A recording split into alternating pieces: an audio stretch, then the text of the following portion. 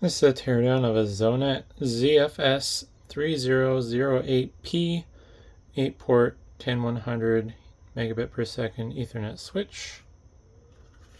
And just a little compact budget switch, basically.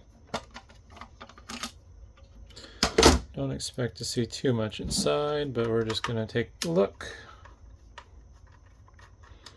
4 screws holding it together. I kind of like the metallic blue look to it. It's a fun styling choice. And there is some venting in the bottom and sides for cooling purposes, presumably. Although I can't imagine this ran too hot. Hard to say with old tech. Oh wow. Oh wow. That was unexpected. So the LEDs, I guess they just kind of hope and pray that those line up correctly when they assemble the shell. Because they're just standing up on their little leads and then you align it and slap it together and do a horrible job like I just did.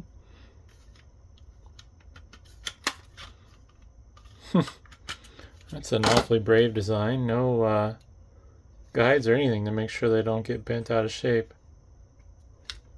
I might have to go and clip all these off with my seg cutters that I happen to have handy. I don't know what I'll do with them, but they have enough leads on them where I could save them potentially and do something fun. It's not like they're worth much in scrap.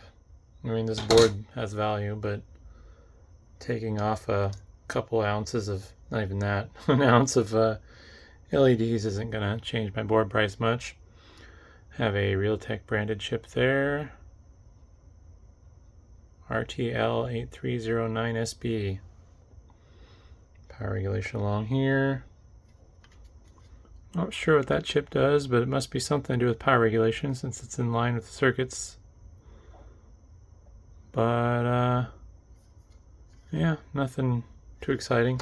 I really wasn't expecting anything exciting, but I'm thinking it should be pretty easy to just snip those off and a bunch of fun green LEDs. But yeah, hopefully that's interesting and thanks for watching.